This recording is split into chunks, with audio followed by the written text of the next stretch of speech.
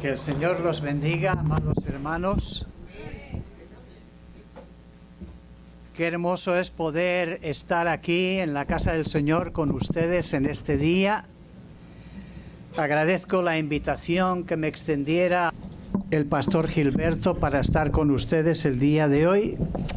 Y siempre que venimos Magdalena y yo aquí, sea para exponer la palabra o para simplemente gozarnos con ustedes alabando al Señor, reconociendo sus grandezas divinas y escuchando su palabra, siempre es motivo de gozo, de alegría y de gratitud a Dios. Quiero felicitar al joven que leyó la palabra del Señor. ¿Dónde está el joven? ¿Está por aquí? Ok, muy bien, está en la clase. ¡Qué maravilla! Me ha hecho recordar cuando mi esposa y yo nos convertimos al Señor. Ella se convirtió antes que yo, creo que tenía 13 o 14 años. En mi caso eran 15 años. Y al poco tiempo de convertirme, cuando ya tenía 16 y medio más o menos, Dios me dio la oportunidad de exponer su palabra por primera vez, predicar en la iglesia en la Semana de la Juventud. Y tengo una fotografía que me recuerda aquel día maravilloso y que también el tiempo, las huellas indelebles del tiempo dejan marca en la vida de uno, ¿verdad? Cuando uno es jovencito está como un ruiseñor, ¿no? Hecho un pollito, como diríamos en mi tierra. Mis amados hermanos, les ruego que sean tan amables de abrir sus Biblias en el Evangelio según Lucas, el doctor Lucas, en el capítulo número 8 y versículos del 40 al 48, vamos a fijar nuestra atención para el mensaje que tenemos en el día de hoy. Lucas 8, del 40 al 48.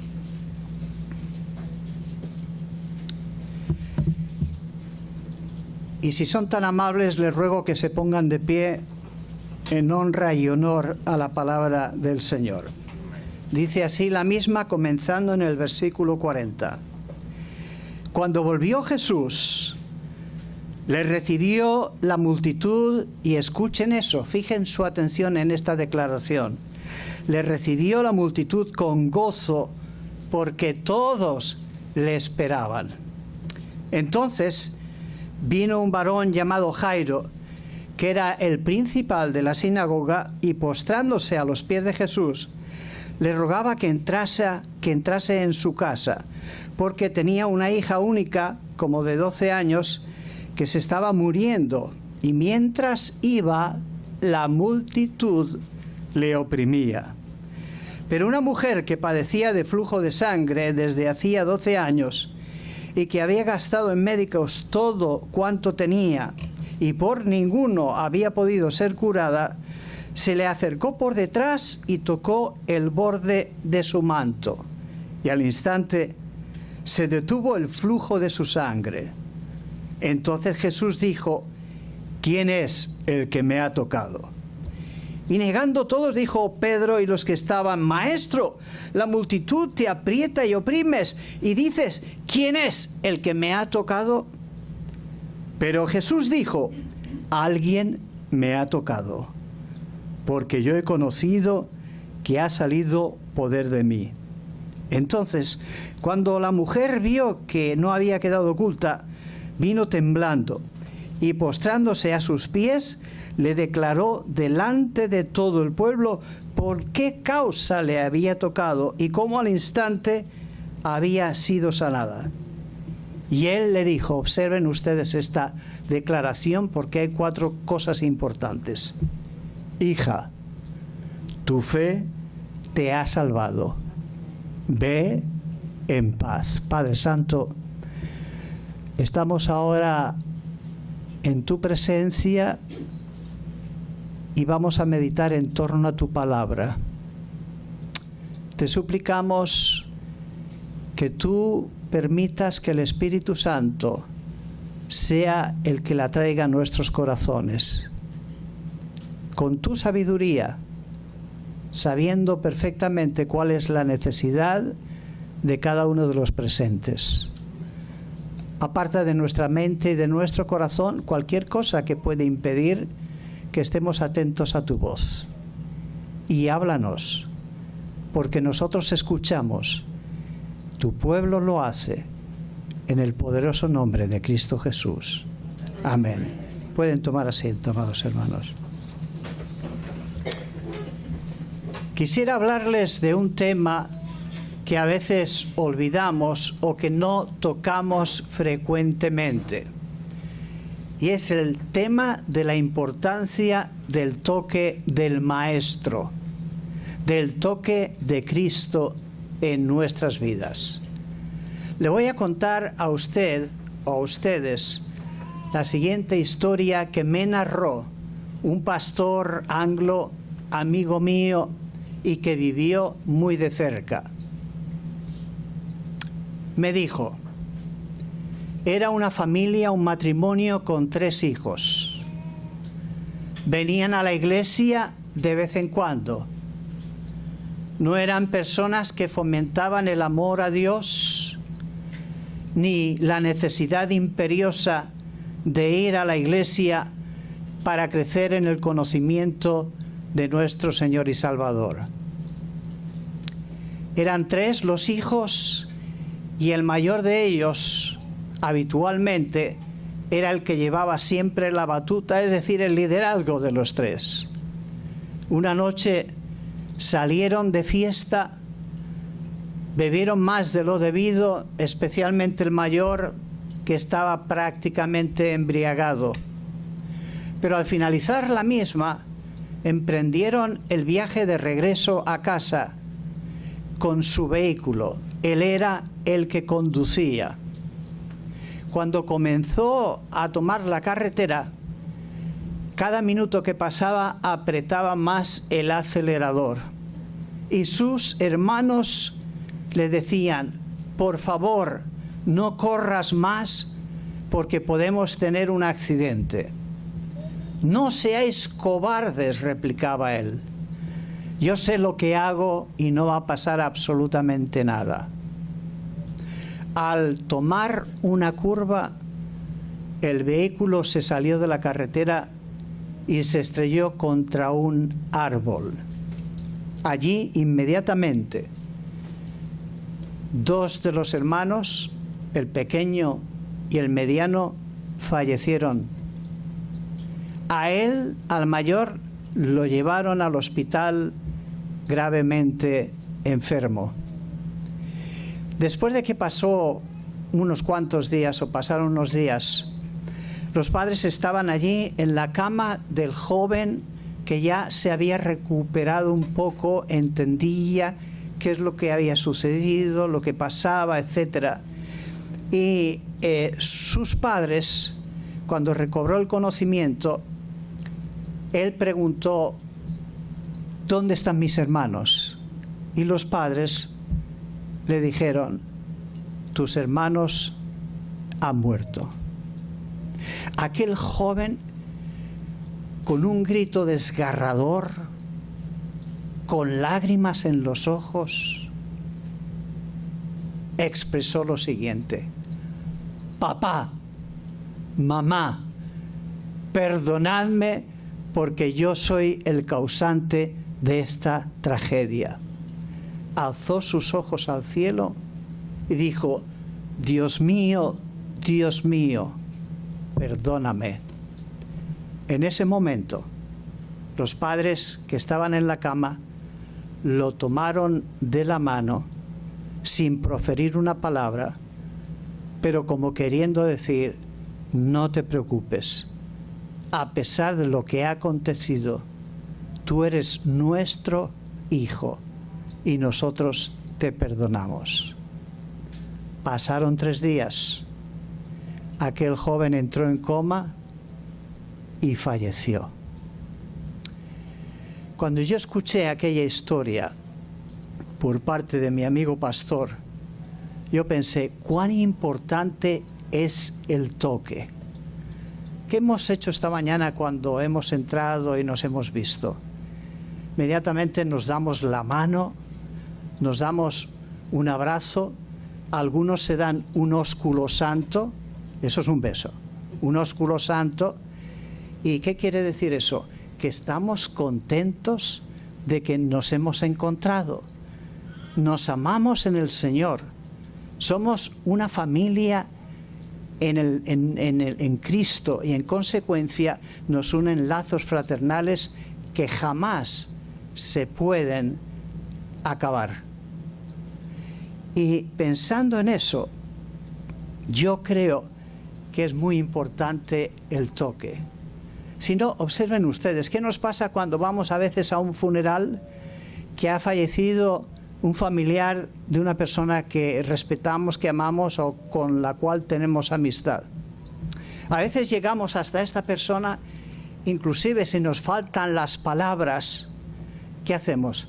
Le damos un abrazo, como queriendo decir, o le decimos, lo siento mucho. Estaré orando por ti, por tu familia, para que Dios os traiga consuelo y fortaleza en estos momentos tan difíciles. Pero no solamente eso. Hay situaciones que son impactantes. Les cuento la siguiente. Había un individuo en la prisión de Bayamón, Puerto Rico. ¿Cuántos hay de Puerto Rico aquí? A ver, levanten la mano. Hay varios, ¿no? Miriam y algunos hermanos. Ustedes conocen bien Bayamón y la prisión de Bayamón hace unos años. Se encontraba allí debido a una veintena de delitos que había cometido un joven que estaba desquiciado con la sociedad, con la vida, que en realidad no quería saber absolutamente nada de nadie. Pero un día, poco a poco, una trabajadora social cristiana y un hermano que iba a visitar las cárceles, las prisiones, comenzaron a hablar con él, a hacer amistad, a compartir el Evangelio de buenas nuevas, a decirle que la vida no es tan amarga como él la estaba viviendo, que puede ser dulce en el nombre del Señor, aunque vengan las pruebas, las dificultades y los momentos difíciles, pero confiando en Él, sabemos que tenemos la victoria. De modo que comenzaron a tratarlo y por fin aceptó al Señor. Y un día se encontraban en una sala los tres, el individuo, la trabajadora social y el hermano cristiano que iba a la prisión. Y hablando acerca del joven, de su experiencia con Cristo, le dio tanta impresión a la trabajadora social que se levantó y le dio un beso. Y sucedió lo inesperado. De manera súbita, inmediata, aquel joven comenzó a llorar, a derramar lágrimas profusamente. Aquellos se quedaron atónitos. Y ella le dijo después de unos instantes: oye, ¿he hecho algo que te ha ofendido? ¿Por qué lloras? Y él contestó: lloro porque que yo recuerde en estos momentos, nadie me había dado un beso que no había tenido que comprar antes. ¿Se dan cuenta, mis amados hermanos? Bueno, aquí tenemos la situación con esta mujer con flujo de sangre. Nos dice la palabra que llevaba 12 años con ese problema. En principio, como dijera el versículo número 40, recibieron a Jesús de nuevo, la multitud, con gozo, porque todos le esperaban. Ustedes se imaginan, hermanos, si inclusive en la misma iglesia, sabiendo perfectamente que un día va a venir el Señor como ladrón en la noche, tuviéramos ese deseo, esa esperanza gloriosa. Puede venir en cualquier momento, que nos saludáramos: Maranata, el Señor viene pronto, el Señor tiene que venir, y por lo tanto va a venir cuando menos lo pensemos. Ahora nos dicen, hay terremotos, hay desastres. En España, el país donde nosotros nacimos, en estos momentos hay 13 incendios forestales. Y en Europa, en varios lugares. Entonces, a veces nos dicen, eso es señal de que el Señor va a venir y que viene pronto. Y nosotros decimos, sí, claro, pero eso pasa todos los días prácticamente. Pasa siempre. Siempre han habido huracanes, siempre han habido desastres naturales. La esperanza de Maranata tiene que morar en nosotros profundamente y con anhelo. Por eso, si el mundo, y digo si la iglesia en principio, como ejemplo, esperar al Señor con ese gozo, con esa esperanza eterna, otro gallo nos cantaría. Además de eso, ¿se imaginan ustedes si el mundo hiciera exactamente lo mismo? Señales de que viene el Creador, de que viene el Señor, de que viene aquel que todo lo hace posible, de que viene el que va a juzgar a vivos y a muertos.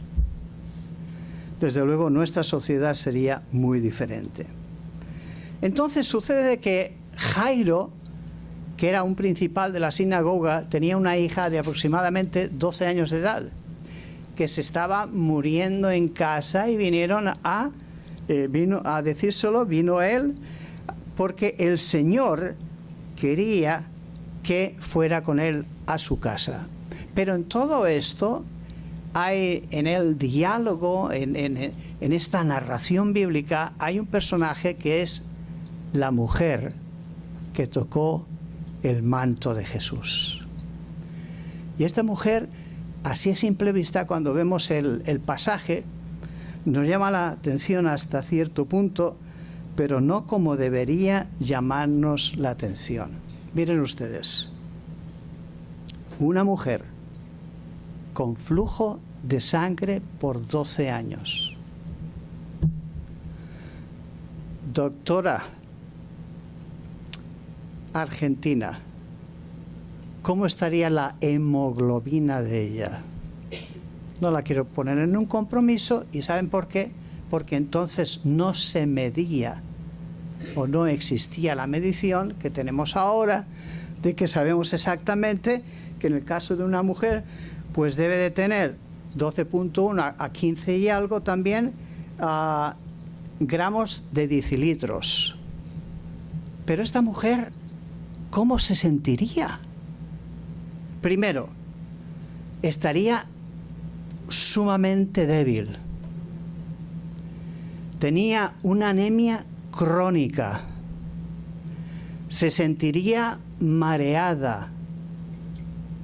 Estaría más pálida que un chino, si me permiten la expresión. Y se sentiría, la verdad, como, ¿qué he hecho yo para tener esto durante tanto tiempo? Mis amados hermanos, les quiero contar algo que me sucedió a mí en el año 2021. En el 2020 me descubrieron que tenía fibrilación atrial y, en consecuencia, pues me hicieron pruebas y demás y decidieron que tenía que tener anticoagulantes y tomármelos todos los días. Cuando habían pasado unos meses, comencé a sentirme mal. Me sentía débil. Yo le decía a Magdalena, me tienes que poner espinacas para comer, a ver si me pongo como Popeye, porque estoy hecho una calamidad, ¿no? Y poco a poco fue sucediendo que me sentía más débil. un día llegó el momento en que ya no me sentía bien. Quería inclusive ir al hospital, pero tenía que dar una conferencia al día siguiente en una de nuestras iglesias. Y dije, no, voy a esperar a que pase la conferencia.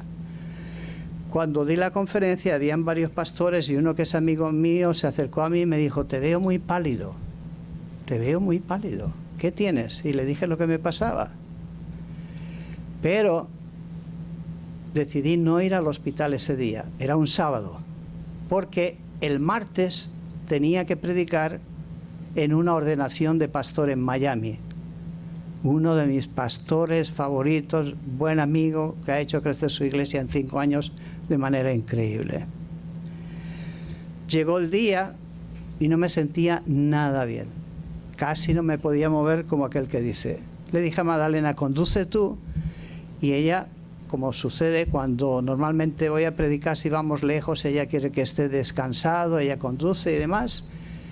Condujo ella, y cuando llegué a la iglesia estaba que no me podía mover. Vi a un amigo pastor íntimo y le dije, quiero que ores por mí porque voy a subir a predicar, y aquello estaba lleno de pastores. Ya sabe usted cómo son los pastores, imponen, ¿verdad? ¿Verdad, Gilberto? Imponen. Entonces, ora por mí. Tú orando por mí, gracias a Dios, subí al púlpito y me pasó como a los cantantes que dicen que son tímidos y cuando suben se les suelta aquello. No, en mi caso fue el Espíritu Santo que me fortaleció, ¿no? Pero cuando terminé, estaba que no me podía tener. Fuimos a casa y al día siguiente, no queriendo ir al hospital, le dije a Magdalena, mira, voy a salir, voy a caminar un poquitín, y vivimos en una comunidad cerrada y caminamos frecuentemente por allí, voy a ver qué tal estoy. Mis amados hermanos, salí de casa, di unos cuantos pasos y le dije a Magdalena, no puedo. Regresamos a casa y me llevó al hospital. Me hicieron análisis de sangre y me encontraron que la hemoglobina, que normalmente en un hombre está de 13.8 a 17.2 más o menos, la tenía, escuchen esto, a 3.7. ¿Sabe lo que significa eso? Que te pueden morir, te pueden morir.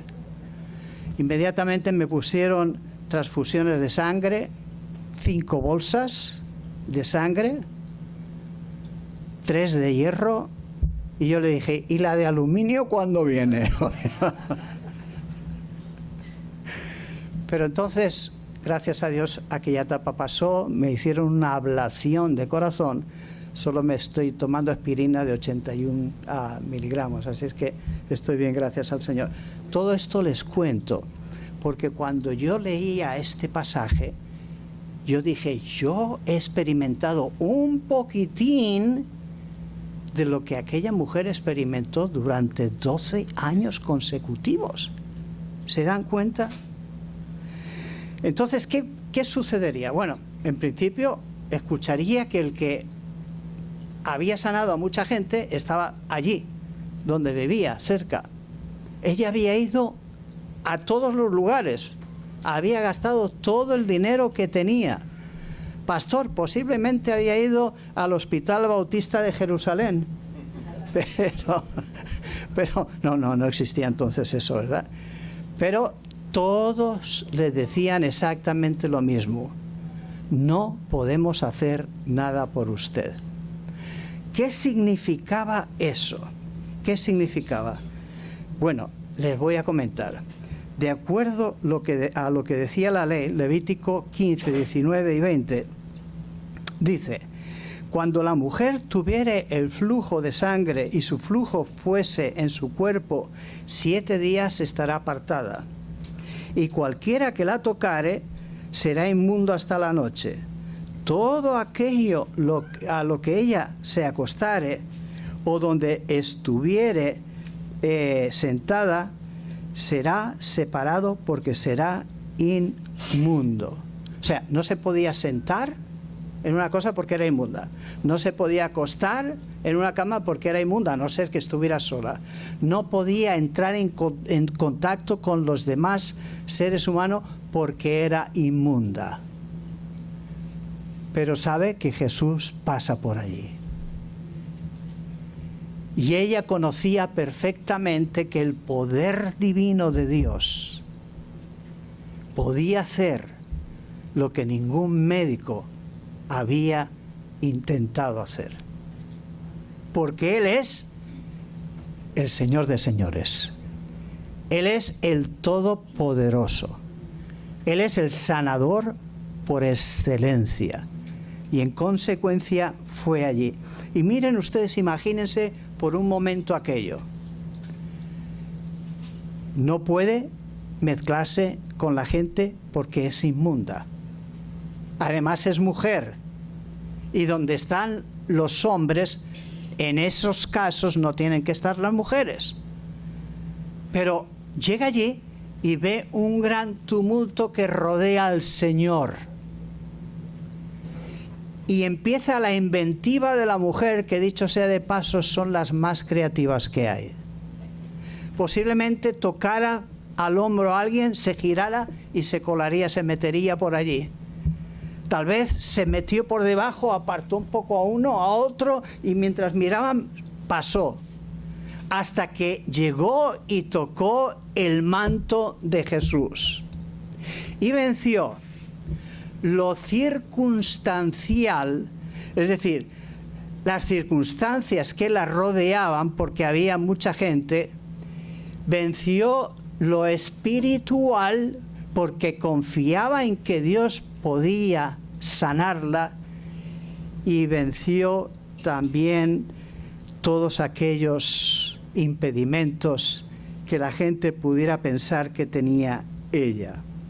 Entonces, Lucas dice que se le acercó, el versículo 44, por detrás y tocó el borde de su manto, y al instante se paró el flujo de su sangre. Y entonces el Señor dijo: ¿quién me ha tocado? ¿Quién ha sido el que me ha tocado? Y Pedro, como siempre, y los demás, pero Pedro, que era el más atrevido siempre, Señor, pero ¿cómo dices quién te ha tocado? Si te están apretando aquí, no digas sandeces, Señor, por favor. No digas cosas que no debes de decir. Ustedes saben cómo era Pedro. Pero el Señor dijo: yo sé que alguien me ha tocado, porque ha salido poder de mí. Y entonces, inmediatamente, ella, cuando vio que no había quedado oculta, dice la palabra del Señor que temblando, con temor, porque estaba ante el Creador, temblando, se postró a sus pies y declaró delante de todo el pueblo por qué le había tocado y que había sido sanada al instante. Una mujer que estaba aislada de la sociedad, que cualquiera que ella tocara se volvía impuro también, pudo vencer la imposibilidad, pudo vencer también el hecho de no poder ir al templo, porque era una de las prohibiciones, no podía ir al templo, y por supuesto pudo degustar la bondad del Todopoderoso. Mis amados hermanos, observen esto.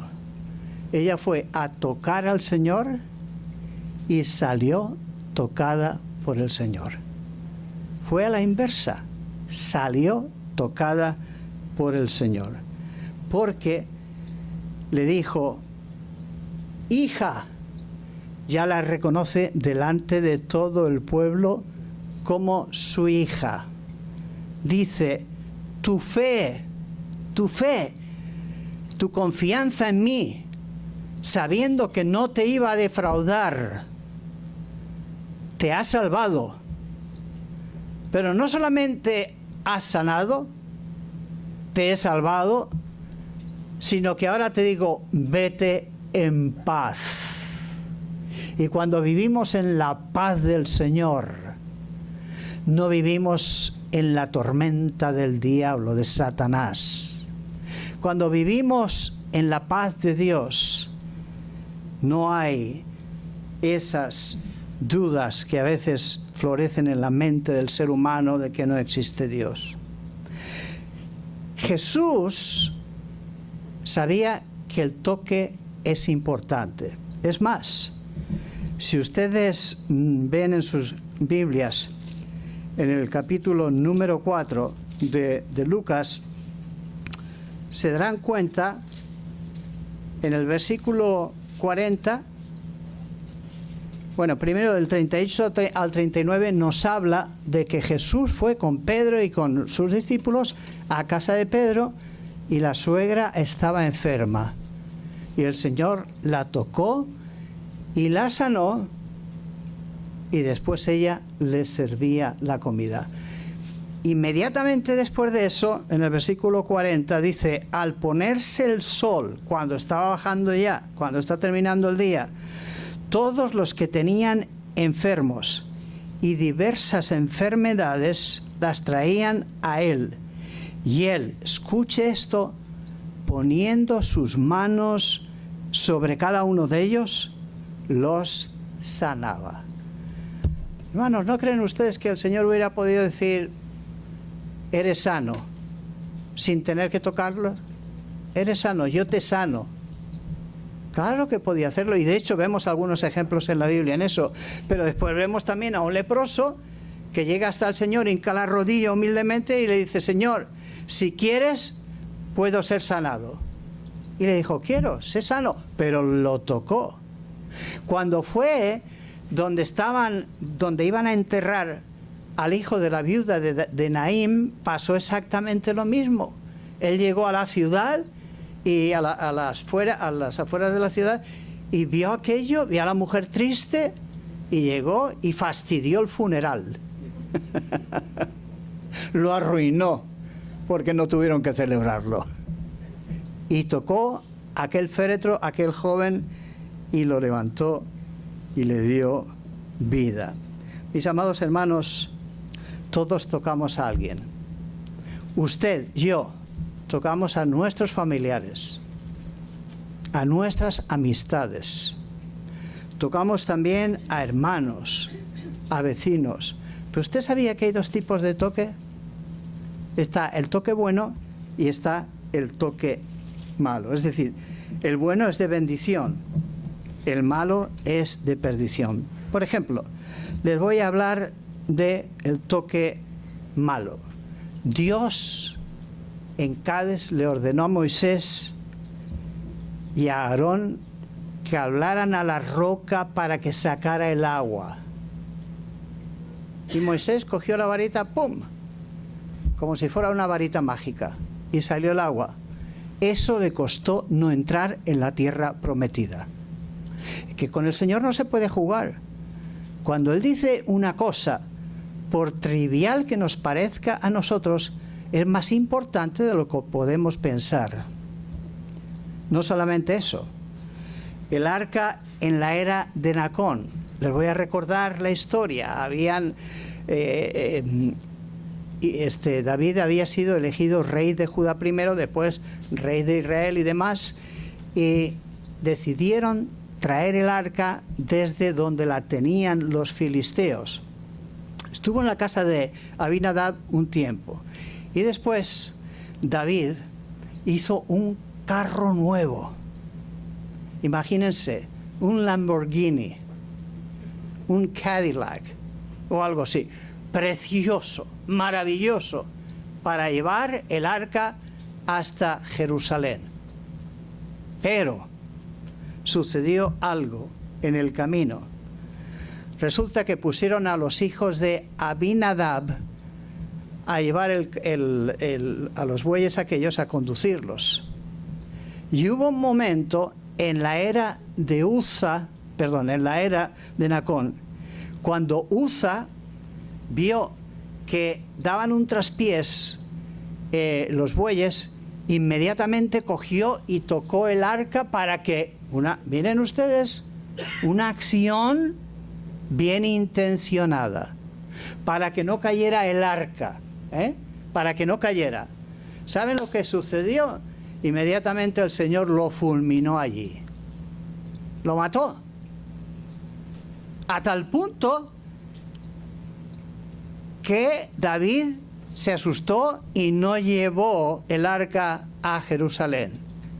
La dejó un tiempo en casa de otra persona. Pero miren ustedes, ¿por qué sucedió aquello? Muy sencillo, porque los únicos que podían tocar el arca eran los coatitas, los hijos de Coat. Los sacerdotes eran por parte de Aarón y tenían el propósito de oficiar los sacrificios, dirigir al pueblo espiritualmente, etc. Pero los coatitas eran únicamente para, y entre otras cosas, además del arca, la plataforma y demás, era dirigir todo lo que tenía que ver con el arca. Entonces, mis amados hermanos, ese es el toque malo. Pero está el toque de bendición. El toque de bendición es el que le dio después a la hija de Jairo cuando la mujer quedó sanada. Se fue, cuando terminaron, se fueron a casa de Jairo y la hija ya estaba muerta. Habían avisado primeramente y le dijeron: no tienes que ir, Señor, ¿para qué? Si ya está muerta. Y dice, tranquilos, se rieron de él. Pero llegaron allí y el Señor, llana y sencillamente, la cogió de la mano y le dijo: Talita cumi. Hija, a ti te digo, levántate. Muchacha, a ti te digo, levántate. Y aquella joven recobró la vida nuevamente. Mis amados hermanos, cuando era pastor en la ciudad de Houston hace muchos años, tuve una familia en nuestra iglesia compuesta de una mamá y de 5 hijos. 5 hijos. El esposo la había dejado, se había divorciado de ella. Aquellos niños eran súper traviesos. Algunos por aquí dicen eran candela, ¿verdad? Yo lo pude vivir en la iglesia porque me daba cuenta. Pero bueno, la hermana era muy sufrida, muy buena hermana, trabajadora, y a veces se angustiaba, venía a mí por el problema de los hijos, muy angustiada. Y un día dijo: esto se acaba. Llegó a su casa por la noche, les dio una buena cena, les dijo que se bañaran y que se acostaran. Cuando se acostaron, ella llegó, cogió la llave del gas de la cocina y la abrió. Y se fue también a la cama para morirse juntamente con sus hijos. Cuando aquello ya olía bastante a gas, ella pensó: bueno, esto ya va a pasar pronto. Pero algo sucedió. Llamaron a la puerta. Otra vez llamaron a la puerta. Y así hasta 3 veces. Y ella se levantó y dijo: bueno, voy a ver quién es ya para que me dejen morirme tranquila. Y cuando abrió la puerta, era una hermana de la iglesia.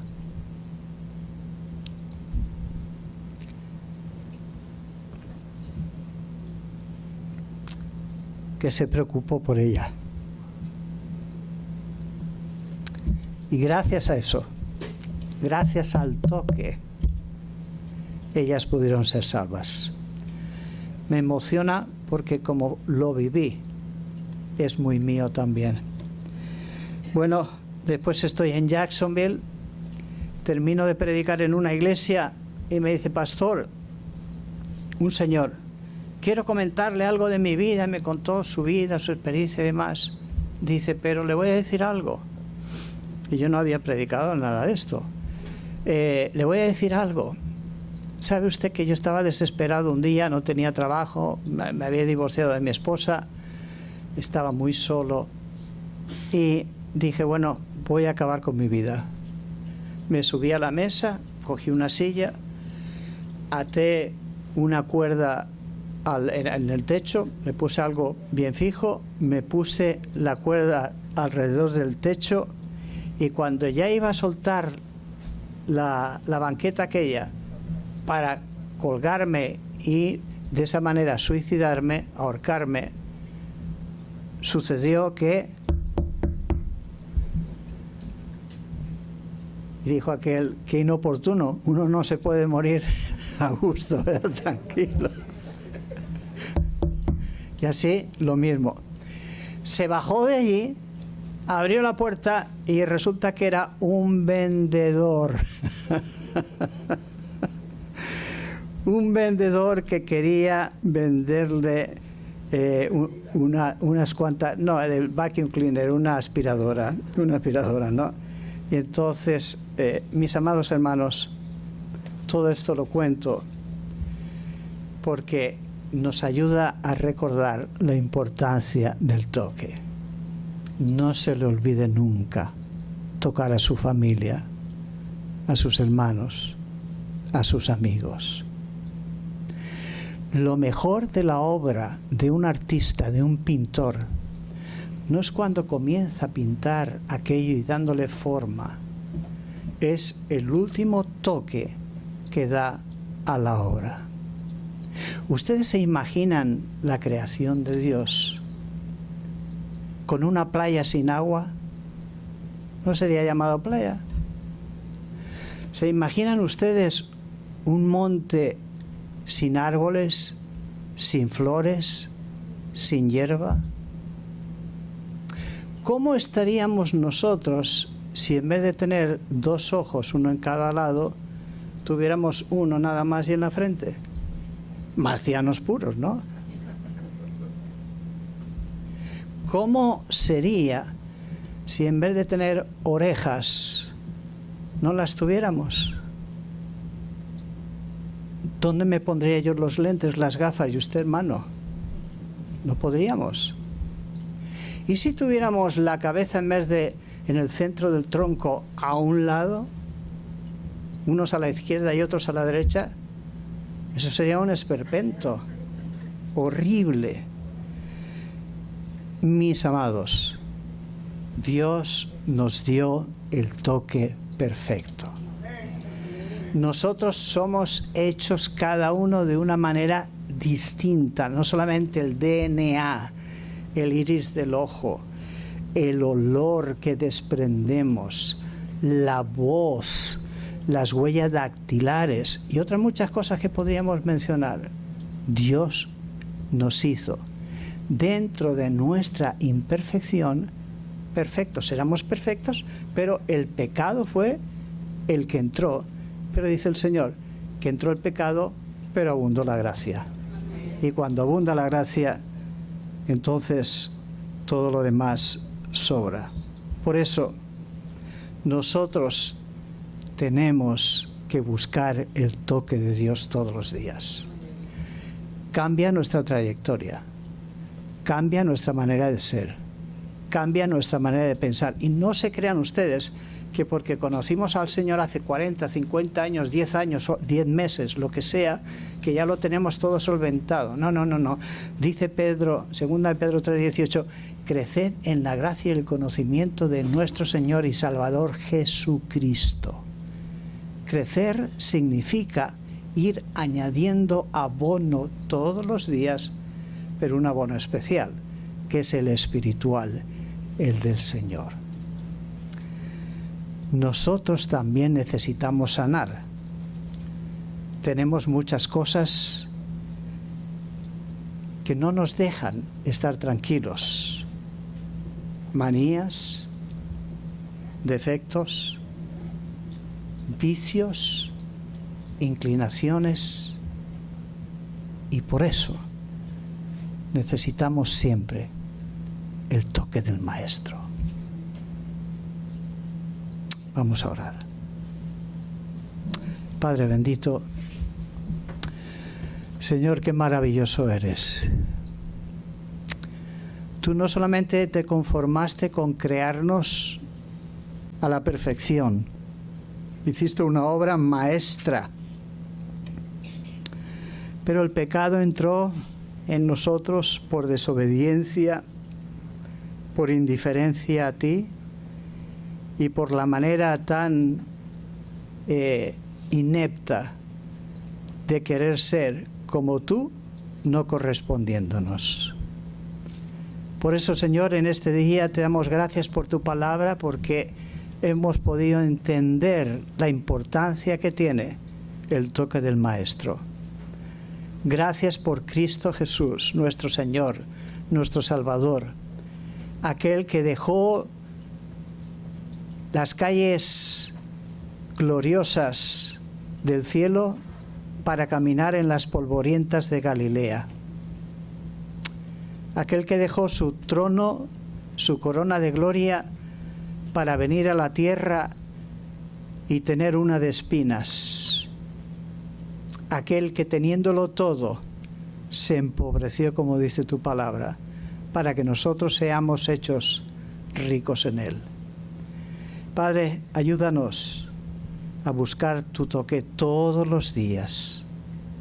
Ayúdanos a invitar a nuestros hermanos, a nuestros amigos, a nuestros familiares, a que sean tocados por ti, y permite que todos los días de nuestra vida puedan ver el rostro de Jesucristo en cada uno de nosotros y puedan decir, como dijera el apóstol Pablo, y glorificaban a Dios por mí.